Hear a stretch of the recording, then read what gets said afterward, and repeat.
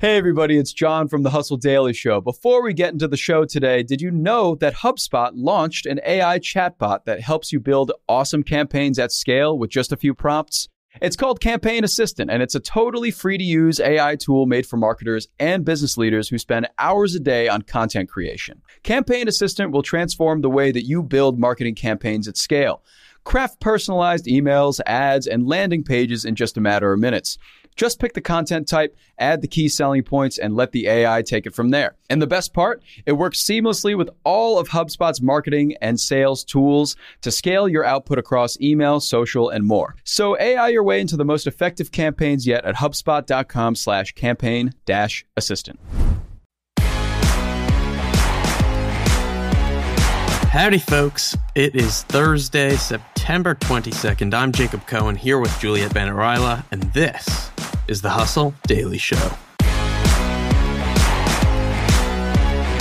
Today I'm going to be talking about a new Pew survey with some interesting findings on American social media use, and then Juliet's going to walk us through a big story about two bipartisan, don't hear that every day, bills taking aim at interchange fees backed by Walmart, Target, Kroger, and more.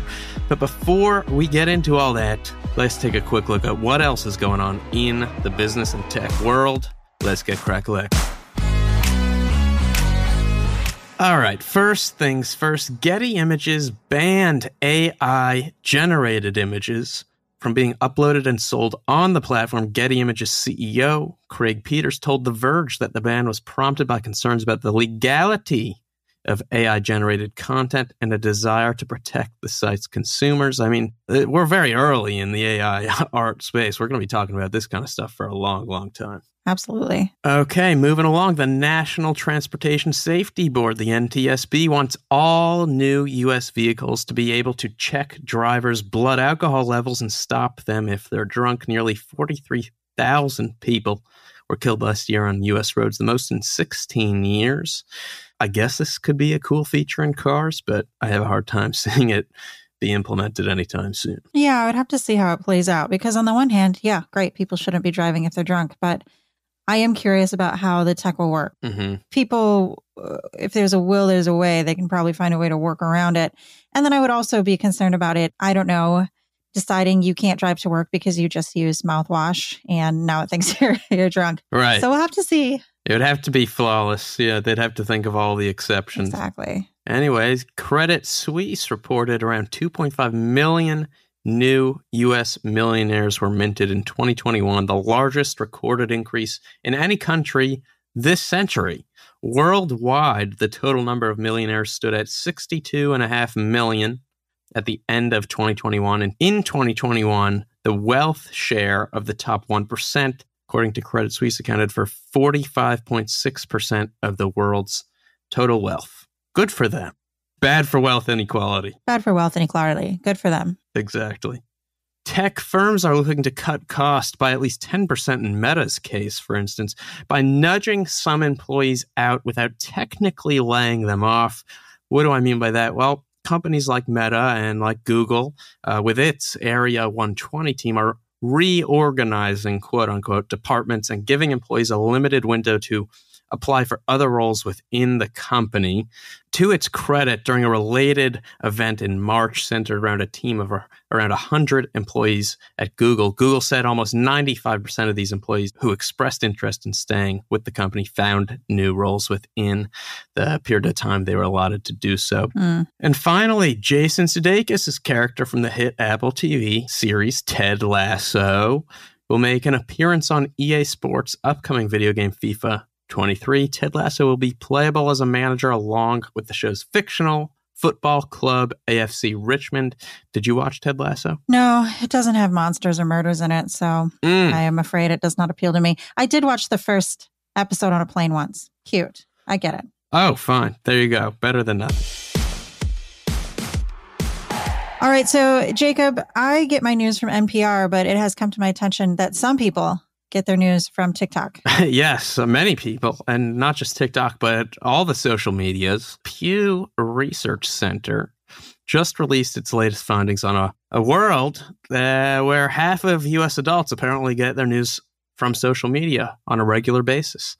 31% regularly get news from Facebook, 25% from YouTube, 14% from Twitter, 13% from Instagram, and 10% of US adults regularly get their news from TikTok. Interestingly, though, Twitter has the highest proportion of users who use its platform for news at 53%. So while many more Americans use something like YouTube, Twitter has the highest proportion of users who go on that platform to consume news. Now, since 2020, only TikTok has seen significant growth in the number of users who use it for consuming news. Almost every other platform has seen significant declines in this category. Among its over 1 billion users, you go on TikTok and you've got everyday people, average Joes, just posting TikToks about different news story going on. You've also got official outlets like the Washington Post and all the others, and an array of high production level creators, folks like Philip DeFranco, who are also creating news content there. One thing I'm personally curious about is the 4% of U.S. adults that Pew found get their news off of Nextdoor, the social app for local neighborhoods. I have learned, thanks to Nextdoor, that South Pasadena has a peacock problem. That is the hot news in a neighborhood near me. Too many peacocks. What should we do about them? Nothing. They're beautiful. Oh, no, but they poop in my yard. Very hot conversation over there. All right. 2 things about that. One, I would be ecstatic if there was a peacock problem in Cambridge, Massachusetts. That would be good. We have turkeys running around, but not peacocks. Also, yeah, I was just like, what's the news that you get off of Nextdoor? I was like, it's going to be like, Patricia and Mike had a block party and didn't invite the Smiths. Like, is that the news that you're getting? Drama. I think it's like a very interesting type of news, because it does not surprise me that Twitter is a big news platform. There are a lot of verified journalists on there. They're constantly posting stuff. I find Twitter is perhaps the fastest way to get breaking news. And with TikTok also having that sort of component, it is not a surprise to me that TikTok is rising and may someday overtake Twitter. Sure. But Nextdoor is really interesting because it is like hyper local news. Like every day is like, yeah, what's that helicopter right there in front of my house? And then someone's like, oh, well, I heard that there was a robbery at the corner store. And it's just like block by block. Now, is it accurate? No, it is often extremely fear mongering and like totally wild. Yeah. But sometimes you'll get a good story. I saw a story the other day. Well, it's not really a story, but I was on Nextdoor the other day and someone said, my dog Thor is missing. He's really friendly. And then the next post was, this friendly dog followed me home and came into my house. And it turned out it was Thor. So, sometimes things all work out. There you go. So there is a real purpose to news on Nextdoor. Yeah. All right. Moving along. You wrote a story today about interchange fees, which is a massive thing that exists that I think a lot of people don't even realize exists. So can you tell us what they are, how it works, and why they're in the news right now? Yes, I also did not think much about interchange fees until very recently, apart from the knowledge that the liquor store around the corner from my house, if I'm ever like, oh, I want to buy a pint of ice cream with my credit card, they'll always be like, yeah, we're going to charge you an extra 50 cents for using your credit right, card. Exactly. And I'd be like, whatever, that's fine. But now I know why. So apparently interchange fees are, so every time I pay for that pint of ice cream with my card, the little retailer around the corner is charged processing fees. Now in 2021, U.S. merchants paid almost $138 billion in these fees. Wow. The largest among them is the interchange fee. That's about 90% of what they pay. It adds up. Yes. So basically, as I understand it, there are 4 credit card networks, and they are the ones that collect the fees. That is obviously Discover, American Express, Visa, MasterCard, and then they pay them to the bank that issues the card to cover associated risks and costs. These fees are typically about 1% to 3% of your transaction, and they're considerably higher on credit cards than debit cards, and higher still if you have a rewards cards. Now, a lot of retailers, their profit margins aren't really that high, especially the small ones. So they pass those fees on to the consumers in the form of higher prices, or the lady that always charges me 50 cents if I want to use my card. So that is why a lot of retailers are like, yeah, these suck for everybody. They're an inflation multiplier. They cost families an estimated about $900 annually. Oh, wow. When you're buying groceries and people are like, oh, we're charging you a little bit more. Right.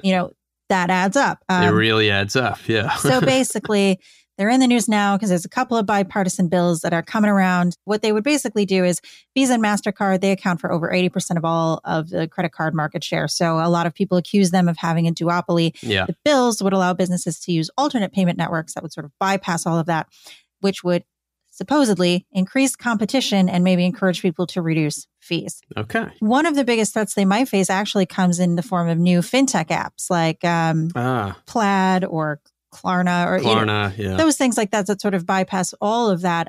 There were even some retailers who were offering people deals if they would use one of these apps to buy from their online stores. So very interesting to see what will happen here. Right. I think the moral of the story is, as we've said 3 times, it adds up. It adds up, folks.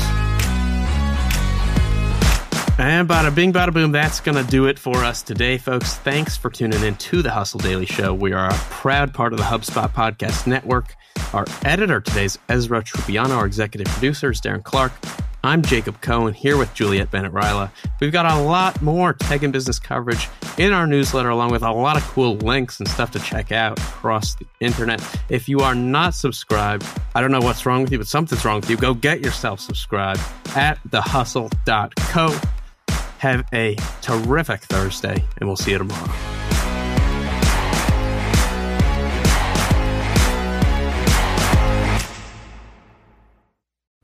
Hey guys, if you listen to the Hustle Daily Show on Google Podcasts, we want to let you know that the option will no longer be available pretty soon. Google is sunsetting its podcast app sometime in early 2024 in favor of YouTube Music, and we want to give you a heads up before it's too late, since that time's almost here. The Hustle Daily Show is available everywhere and anywhere that you listen to podcasts, like Apple Podcasts and Spotify. If you're using YouTube Music, we are there as well. If you're an Android fan, there are plenty of apps like Overcast, Pocket Casts, Player FM, and more. So just search for us wherever you decide to listen to your favorite podcasts.